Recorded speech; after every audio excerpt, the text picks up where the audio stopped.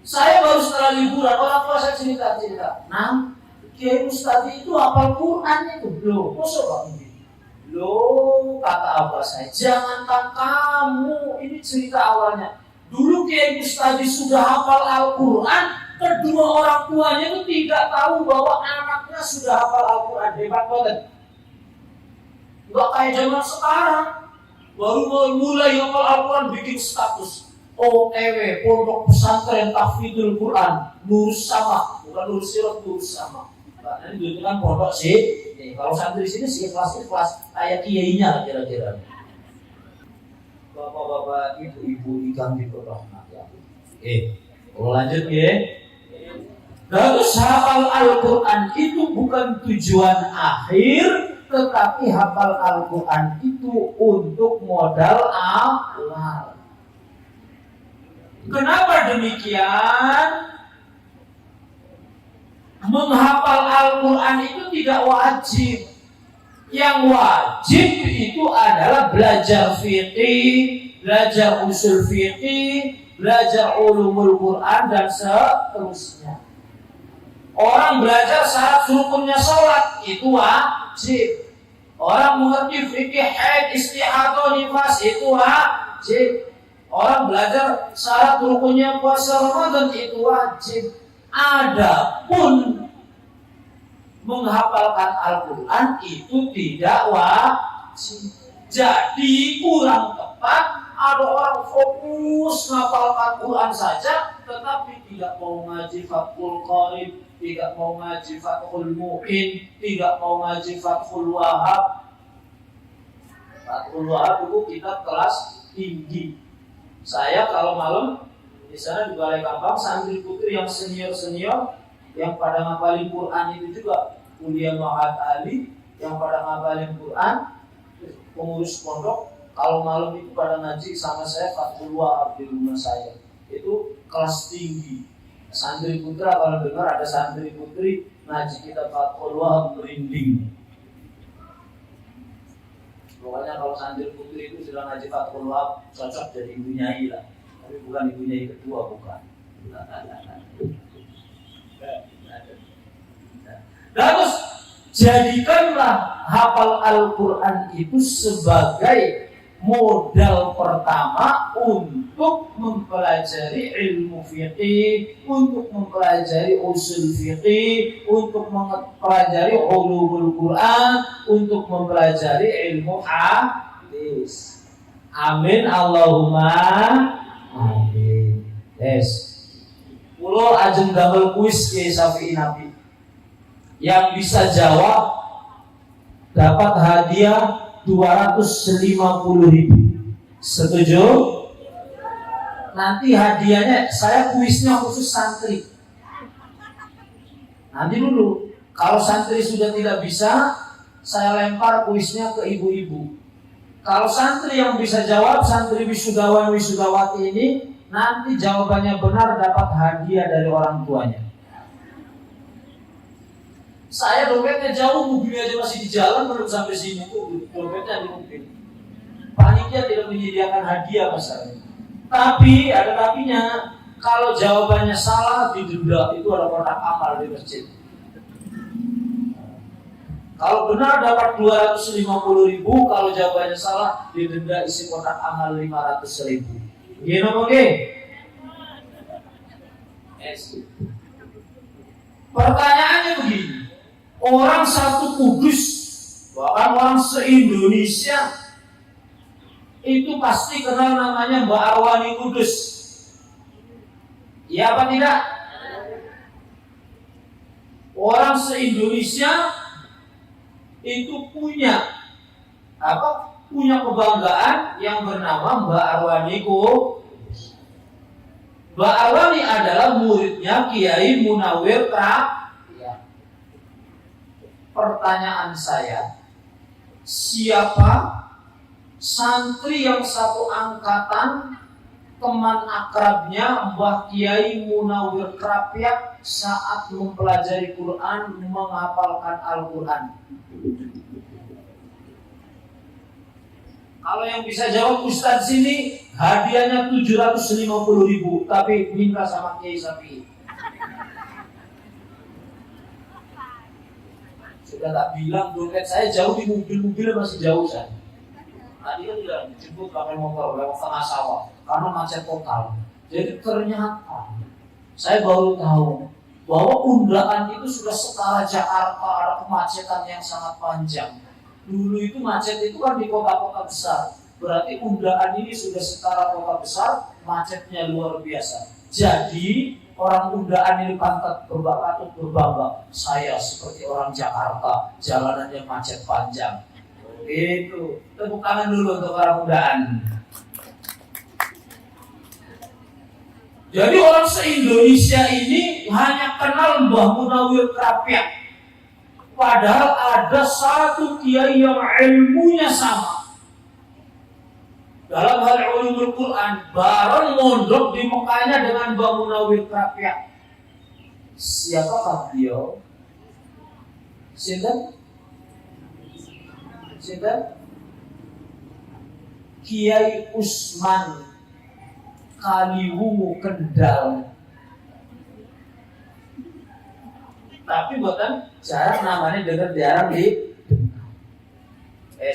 nanti ceritanya itu terakhir. Saya mau cerita dulu.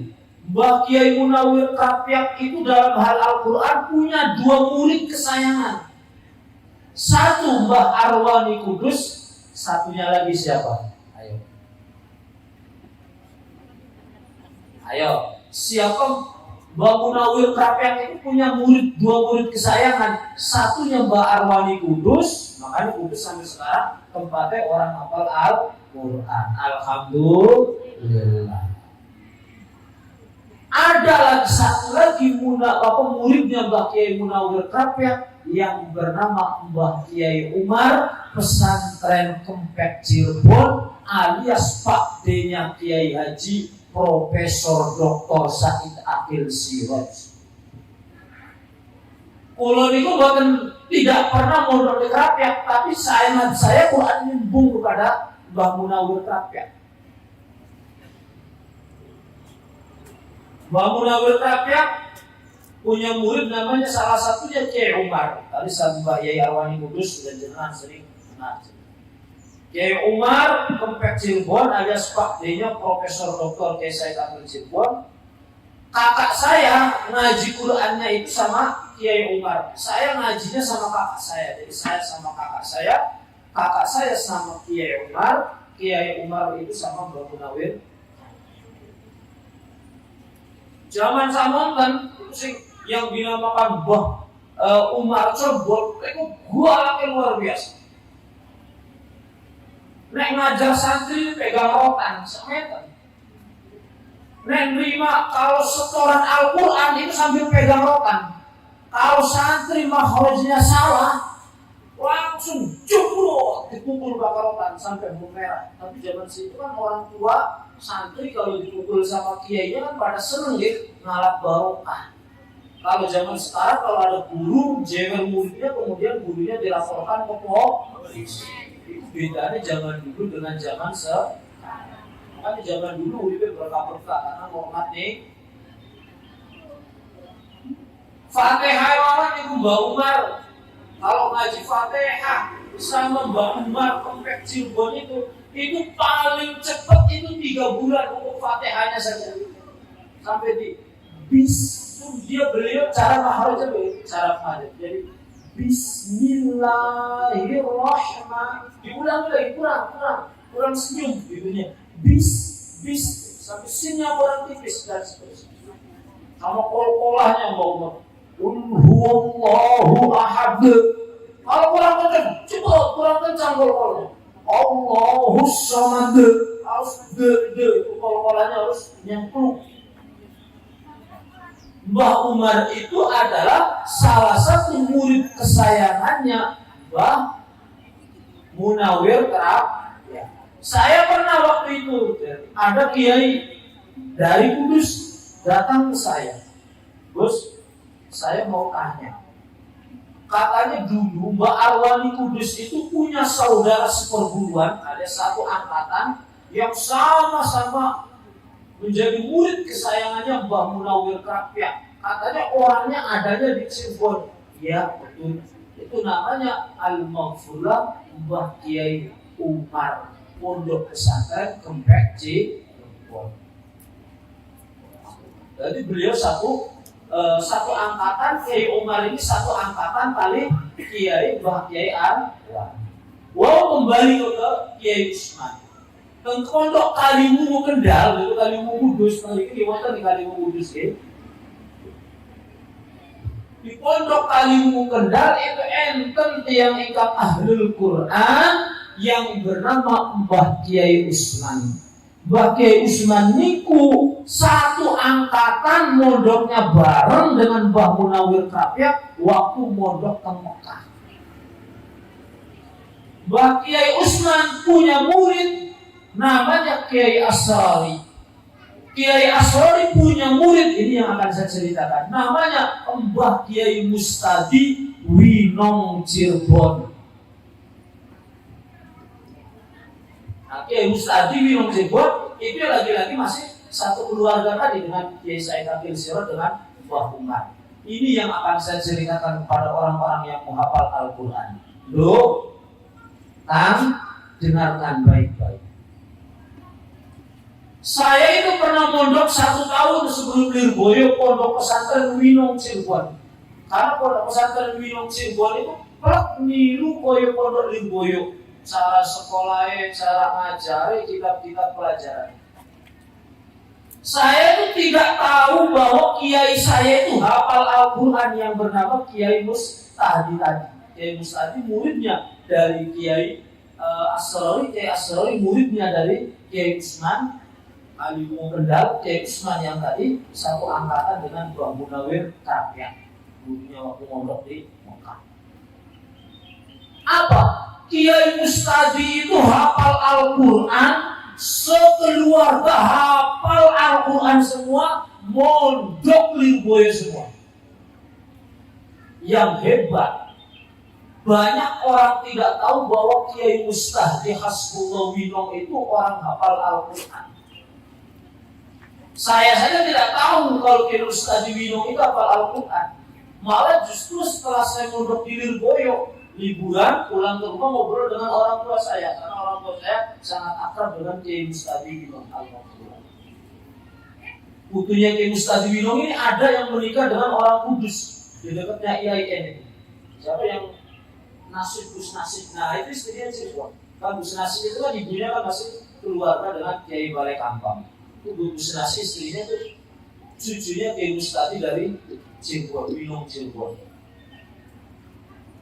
Saya baru setelah liburan, orang tua saya cerita. Nah, Kiai Mustadi itu hafal Quran itu. Loh, kok Bang? Loh, kata abah saya, jangankan kamu, ini cerita awalnya. Dulu Kiai Mustadi sudah hafal Al-Quran, kedua orang tuanya itu tidak tahu bahwa anaknya sudah hafal Al-Quran. Hebat banget. Gak kayak zaman sekarang, baru mulai hafal Al-Quran bikin status OTW, Pondok Pesantren Tahfidzul Quran, Nur Sama, bukan Nur Sirot, Nur Sama. Nah, ini kan pondok sih. Kalau santri sini sih kelas kayak kiainya kira-kira. Zaman sekarang santri baru mau mulai hafal Quran saja sudah update status Instagram, status WA, minimal Facebook, Twitter, OTW, Pondok Pesantren Tahfidzul Quran. Jadi Kiai Mustadi Hasbullah dulu sudah hafal Al-Quran waktu beliau mondok di Kaliwungu Kendal. Itu kedua orang tuanya tidak. Jadi Kiai Mustadi itu ceritanya suatu saat begini, beliau sudah hafal Al-Quran, matur kepada abahnya, Abah Kiai Hasbullah, ulun nyuwun izin bah, dalam nyuwun izin apa di Mustadi, dalam aja ngapal Al-Quran. Izin bah, saya mau menghafalkan Al-Quran. Itu padahal sudah hafal 30 juz Al-Quran waktu Kiai Mustadi mondok di Kaliwungu Kendal. Jawabannya Kiai Hasbullah apa? Yo di Mustadi, dengarkan baik-baik. Abah izini kamu ngapal ke Al-Quran, tapi ingat Mustadi, tempatnya Al-Quran itu adalah di masjid, tempatnya Al-Quran adalah di pondok. Apa maksudnya Bang? Jangan sampai orang hafal Al-Quran itu li akhradid dunya. Ojo sampai ngapal ke Al-Quran krono tujuan dunia. Gak kayak orang zaman sekarang. Bahwa Al-Quran, aku lomba televisi tujuannya golek itu, ini golek itu. Padahal Al-Quran itu cuma hafal lafadznya saja. Dawe Kiai Ustadz Ghibah di Panges Dunia itu sudah hafal 30 juz Al-Quran, baru matur sama abahnya. Kedua orang tuanya tidak tahu bahwa anaknya sudah hafal Al-Quran. Bahkan waktu pulang mondok tidak ngerti. Terus Kiai Mustadi Asburo ikut yang hafidul Quran, alim alama, ahli usul fikih, spesialis baca kitab luar biasa. Itu kisah Kiai Mustadi. Sama putra-putranya Kiai Mustadi Asburo itu dimantu Kiai Irfan. Kiai Irfan itu pendiri pondok apik Kalimu Kendal. Karena Kiai Mustadi tiang alim, tiang soleh. Jadi menantunya Kiai Irfan Kalimu Kendal. Anaknya semua itu hafal Al-Quran, gak lanang kata. Ahli mojo kitab babe. Putra-putranya itu apa? Sing putra yang laki-laki semua hafal Al-Quran, alim milir boy. Maka baru ini setahun yang lalu salah satu putrinya Kiai Mustadi yang boykot itu kan menikah dengan milir boy Cak Sahid itu. Cak Sahid. Itu hebat. Saya sendiri waktu mondok di Lirboyo itu tidak ngerti bahwa putra-putranya Kiai Mustadi itu sudah pada hafal Al-Quran. Inilah menyembunyikan hafalan Al-Quran. Baru setelah pada pulang dari Lirboyo, putra-putranya Kiai Mustadi pada bikin pondok hafidul Quran, hafidul. Aku tak iya. Terus saya, ini yang sudah hafal Quran semua. Baca Quran, hafal Quran jalan. Macam kita beja, kita betul.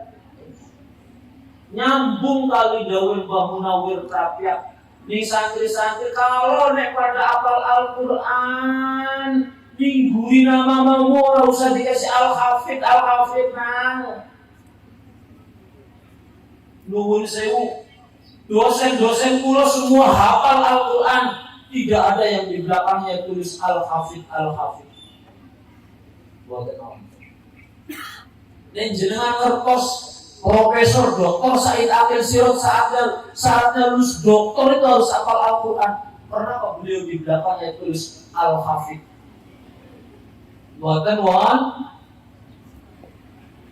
itu termasuk bagian daripada tawa.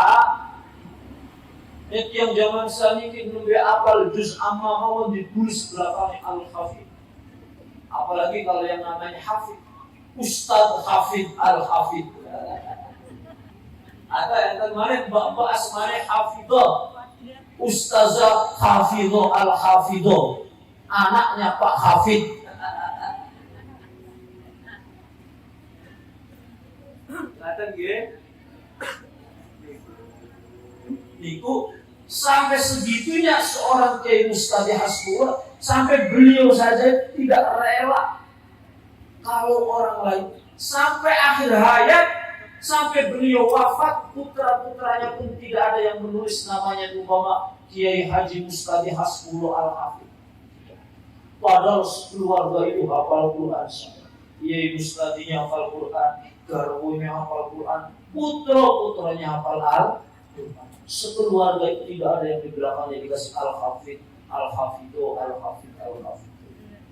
Itu ternyata nyambung.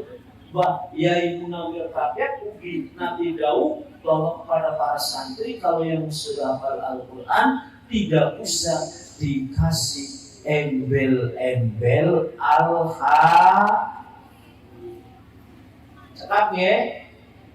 Cekap ya. Dan terus monggo sebagai penutup saya ajak kepada para santri yang baru khataman, baik putra maupun putri, jangan berhenti di sini. Ilmu itu luas. Imam Ibnu Arabi wonten ing kitab Qanunut Ta'wil. Imam Ibnu Arabi itu ada dua. Ada Imam Ibnu Arabi yang ahli tasawuf. Imam Ibnu Arabi ahli tasawuf itu kuburannya ada di Damaskus, Syria. Ada Imam Ibnu Arabi yang faqih, ahli fiqih, ahli ilmu Quran, yang kuburannya berada di kota Fes, Maroko. Dulu saya sering ke sana. Namanya sama, Muhammad bin Abdullah bin Muhammad Ibnu Arabi. Keduanya sama-sama dari Andalusia, Spanyol, seperti pengarang kitab Alfiyah Ibnu Malik.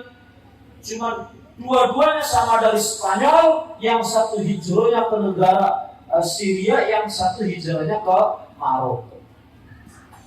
Jadi namanya sama, Muhammad bin Abdullah bin Muhammad.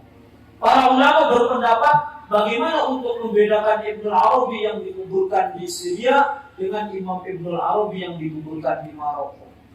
Jawabannya apa?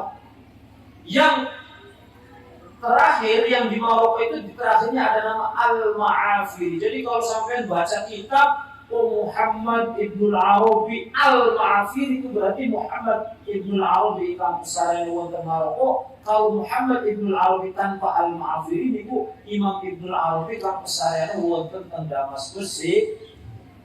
Napa pendapat Imam Ibnu Arabi wonten ing kitab Qanunut Ta'wil? Apa yang dikatakan oleh Imam Ibnu Arabi dalam kitabnya Qanunut Ta'wil? Al-Quran itu adalah sumber ilmu dan pengetahuan. Masih terdapat ribuan macam ilmu pengetahuan di dalam Al-Quran yang belum bisa digali oleh otak manusia. Maknanya apa? Itu motivasi untuk para pencari ilmu. Teruslah hafal Al-Quran, pelajarilah Al-Quran, pelajarilah ulumul Quran, galilah ilmu-ilmu pengetahuan yang berada di dalam Al-Quran. Karena sejatinya semua ilmu pengetahuan itu bersumber dari Al-Quran. Kalau bicara di depan mahasiswa kata apa? Kedokteran dari ayat ini, tapi ini kan dengan orang undangannya nanti lain. Kata jadi maksudnya apa? Karena Al-Quran itu gudang ilmu pengetahuan, maka saya meminta kepada yang baru lulus Al-Quran, jangan berhenti sampai di sini. Teruslah belajar, teruslah pelajari apa yang berada di dalam Al-Quran. Zaman sekarang musim kembali kepada Al-Quran dan Sunnah, kembali kepada Al-Quran dan Sunnah, tapi yang dipelajari terjemahan bahasa Indonesia itu namanya keliru, sama saja seperti orang jebur di selokan kali undaan. Sallallahu alaihi Nabi Muhammad.